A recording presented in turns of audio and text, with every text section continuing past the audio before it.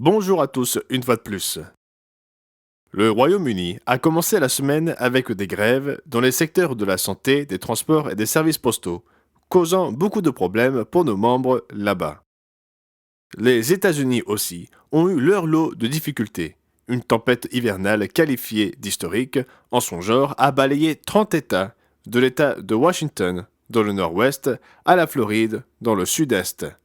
Cela a poussé les gouverneurs de nombreux États à mobiliser les unités de la garde nationale pour qu'elles leur viennent en aide. Bien sûr, pendant qu'il affectait les États-Unis, ce froid est passé par le Canada. Et même certains de nos frères et sœurs canadiens se sont plaints du froid et de la neige qu'ils avaient là-bas. Monsieur Rob Tyler rapporte que lui et Monsieur Graham Hemphill ont passé 4 jours en Nouvelle-Calédonie où ils ont travaillé avec un petit groupe d'environ 10 personnes qui sont en contact avec l'Église depuis 3 ans. Leur responsable, non ordonné, leur a enseigné à partir des brochures de l'Église et ils ont eu accès à nos sermons en français via le site internet. Monsieur Tyler dit avoir été étonné de leur niveau de compréhension. Ils semblaient déjà comprendre les bases de tout ce qu'il voulait leur enseigner. Bien sûr, il y avait certains points qu'ils ne comprenaient pas complètement, mais ils étaient très ouverts à l'enseignement. Pendant qu'ils étaient là, M. Hemphill et lui ont baptisé 4 personnes, dont le leader et 3 femmes, et les autres ont indiqué qu'elles n'étaient pas encore tout à fait prêtes. Nous croyons qu'elles le seront au fil du temps. Nous avons donc maintenant officiellement une congrégation en Nouvelle-Calédonie avec un effectif d'environ 13 personnes si tout le monde est présent. Et c'est très enthousiasmant, bien que difficile, car il s'agit d'un groupe de francophones et nous avons très peu de francophones pour pouvoir les servir. Néanmoins, nous sommes très encouragés par cette initiative.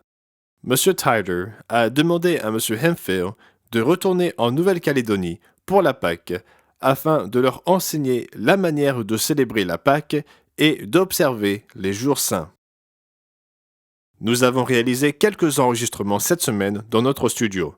M. Ames vient d'enregistrer une émission intitulée 5 mystères bibliques révélés et propose le cours de Bible du monde de demain. Et je viens d'enregistrer une émission intitulée La chute de Rome, des leçons pour nous, et j'ai offert la brochure La bête de l'Apocalypse. Nous avons reçu des rapports très positifs suite aux 4 rendez-vous familiaux qui ont lieu le week-end dernier à Bay Sandy au Texas, ici à Charlotte en Caroline du Nord, à Kansas City et à Montgomery en Alabama. Nous en sommes très reconnaissants. De plus, nous voudrions adresser un remerciement spécial à l'administration de l'Église avec le département de la télévision pour avoir aidé à réaliser le message relatif au 30e anniversaire de l'Église mondiale de Dieu, Église du Dieu vivant. Il fut diffusé dans toutes les assemblées ayant des week-ends familiaux et dans beaucoup d'autres congrégations. Voilà donc un petit aperçu de ce qui se passe ici dans l'œuvre. J'en dirai plus dans l'édition du bulletin d'information sur les obsèques de M. Ephraim Abok, notre ancien local au Kenya, qui est décédé récemment. Et quelles obsèques étonnantes ce fut, quand on sait combien de personnes étaient présentes. Je vais laisser cela pour le bulletin d'information, et soyez sûrs de le consulter.